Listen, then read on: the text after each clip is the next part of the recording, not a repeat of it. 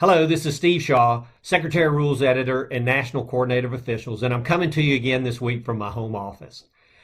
This week, our training tape is going to focus on the 2020 rule changes. And now that we have the Playing Rules Oversight Panel have completed their work and approved everything, we're ready to go. So pay attention because next week's quiz is going to focus on nothing but rule changes, both on field and in replay. So you'll want to be prepared for that.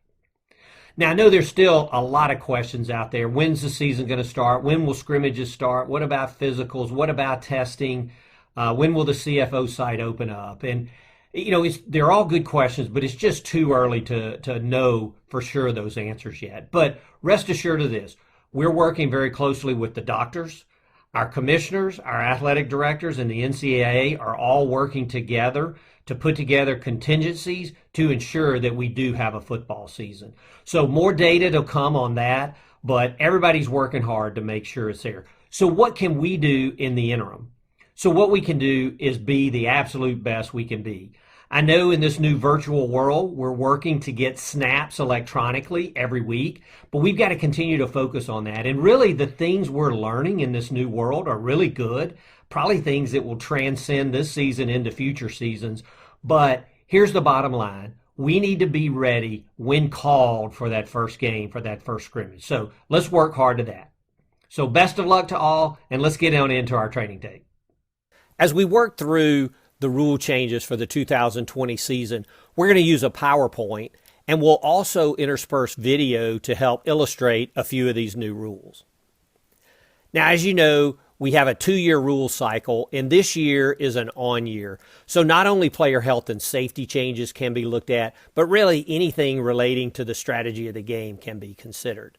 We got great input this year, including input from officials, and that was very helpful for the Rules Committee.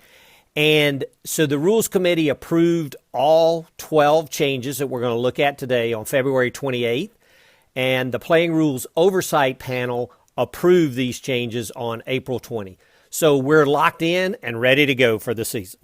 Our first slide is actually going to focus on 2 rule changes, Rule 142 and Rule 922, but both of these are dealing with players' numbering. Now we're going to go to 922 first, and it states that no more than 2 squad members may be assigned or wear the same jersey number. And assigned is important because the flip card can't have 3 people wearing the same number, but then the team only dressed 2. That would be a foul. So the foul is an unsportsmanlike conduct foul charged against the head coach. And when discovered, then the players must immediately correct the issue and report the change, as we always do.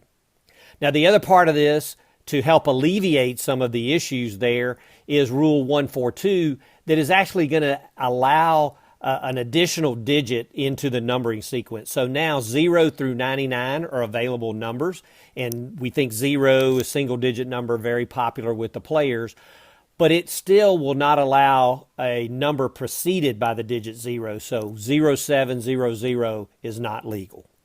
Now, this in no way changes a couple of other areas around players numbering, namely Rule 9.2, where 2 players playing the same position may not wear the same number during the game. That's an unsportsmanlike conduct foul. And then 142, which is an equipment violation when 2 players on the same team participate on the same down wearing identical numbers. That's a 5-yard penalty. Another rule change involving jerseys this year is Rule 145A, and this will allow a second jersey to be worn concurrently by a player. Now, the jersey still has to meet all the requirements of Rule 145, and this is important like for special teams and other areas. And as we know, vest, altered jerseys, zippers, Velcro, that sort of stuff, still not allowed. And the reporting procedures for this player does not change. So when a player enters the game after changing his number, he must report to the referee. The crew will let the opposing head coach know, and the referee will make an announcement of the change. And if the player comes in and does not report, then he commits a foul for unsportsmanlike conduct.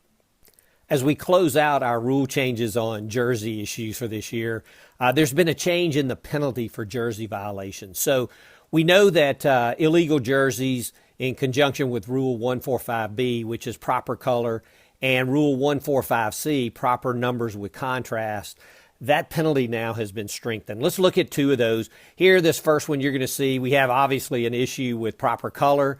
Very little contrast here between the two teams, almost hard to tell them apart. And then also, we're going to look at proper numbers with contrast. And the rule says that the numbers must contrast with the jersey irrespective of the border. So you may be able to see it up close, but when you back away or in the press box, these numbers are not visible.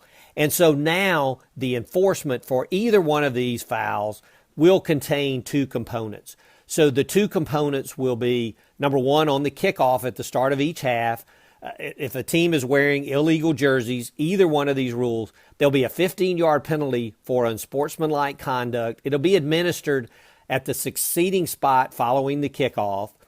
And it's important, it's an and, officials shall charge a team timeout at the start of each quarter the illegal jerseys are worn.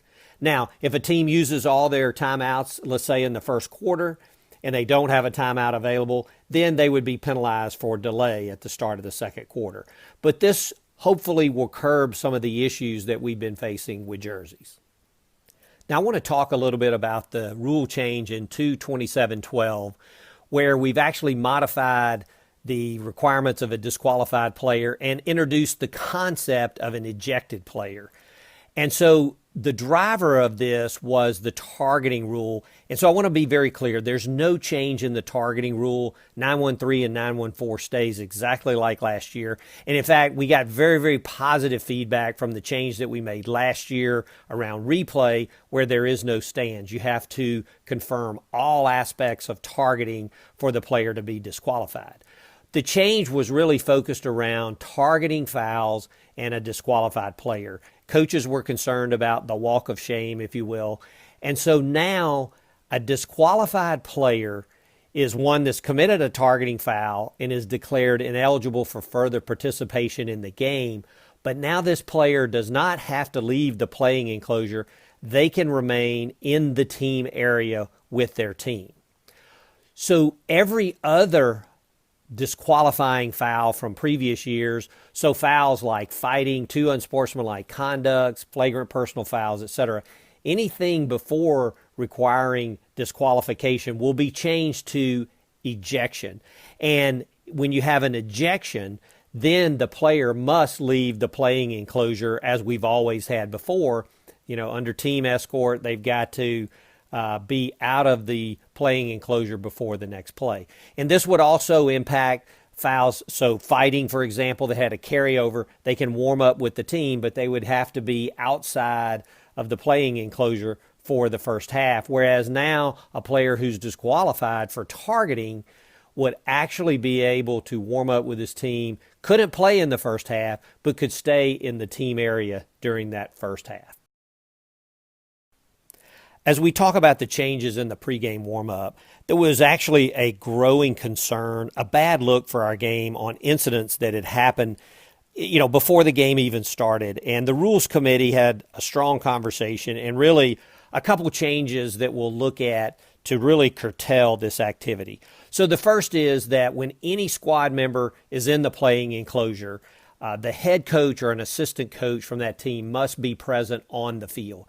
Not a strength coach, not a GA. It's got to be the head coach or an assistant coach.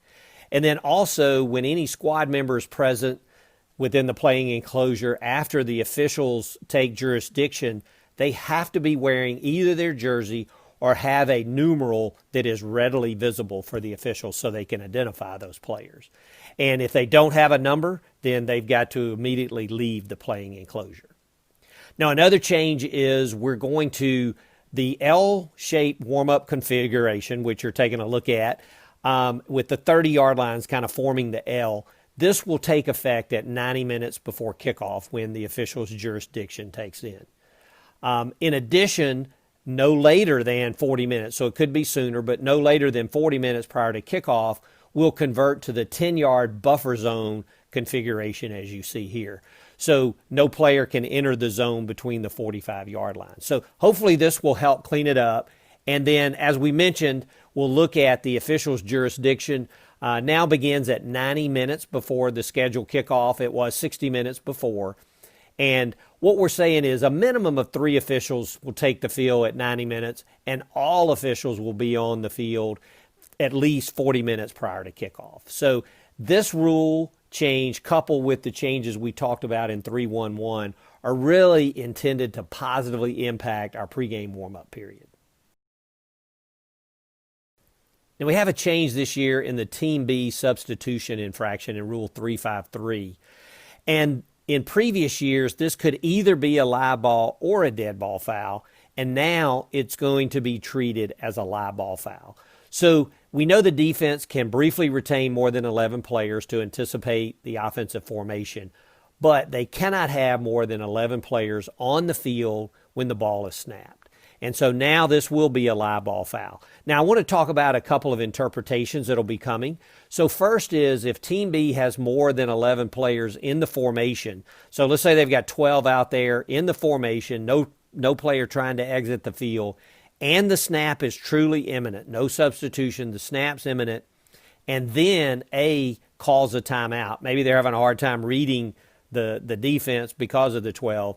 We're going to penalize Team B for the substitution foul and offer Team A's timeout back to them. And also by interpretation now, players must be off the field at the snap not to be counted. So in the past, we had this last stride or whatever. Now you're either on or you're off. And if you're on the field, you're going to be counted. And if you're 12, that's a foul. We have an addition to Rule 6314, and it's a player safety initiative. And so this change is really designed to enhance the protection of the snapper on scrimmage kicks. So if the offense is in scrimmage kick formation at the snap, any defensive player within a yard of the line of scrimmage must be aligned completely outside the frame of the body of the snapper at the snap. So we're going to look at 2 alignments. One here where you're going to see that, if there's shoulder overlap or the player's in the gap and he's not completely outside the frame of the body, that's going to be a foul. And then you can see here's an alignment where the defense is clean, completely outside the frame of the body. So this is a live ball foul. It'll be a 5-yard penalty enforced at the previous spot. And really paired with Rule 9114 that doesn't allow the defense to initiate contact with the snapper until 1 second has elapsed. This is really going to enhance the protection, the player safety of our snapper on scrimmage kick plays. We have a penalty enforcement change in Rule 1025, and it concerns carryover into extra periods. And so basically what the rule is going to say is that fouls that have an option to carry over to the succeeding kickoff will also contain an option to carry over to the succeeding spot in extra periods when available. Now, this will simplify penalty enforcement very, very much, and coaches will always understand, hey, if I've got a carryover option to the kickoff, I could carry it over to the succeeding spot in extra periods. So this will help make us more consistent, and everybody will understand when there is a carryover option. We have 2 changes in our instant replay rule this year. The first is around clock adjustments at the end of the half, Rule 1236.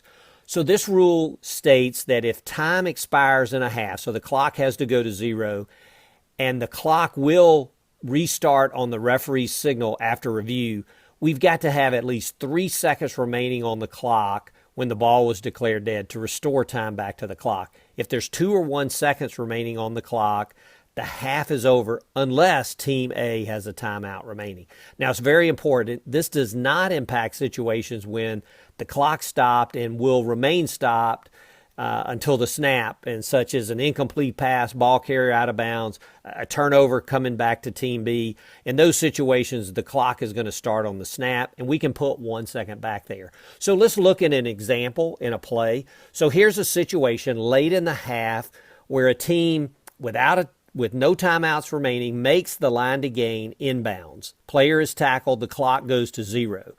Replay is going to take a look at it and see that there's actually less than 3 seconds remaining on the clock, and it is going to start on the referee's signal. So here would be a situation where we would not put time back on the clock.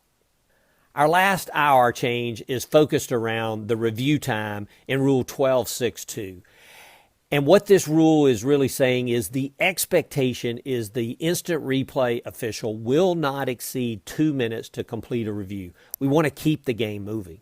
Now, we understand if the review has end-of-game impact or has multiple aspects that you've got to sort through with TV, then we understand that you got to complete those efficiently, but there's no stated time limit. But if you have a review and in 2 minutes you don't have the shot or you can't make a decision, that is your decision. It's time to let it stand and move on. Well, that's it for our rule changes for the 2020 season. So spend some time with these, so not only will you do well on our new rules quiz next week, but more importantly that you can answer any question that your coaches may have.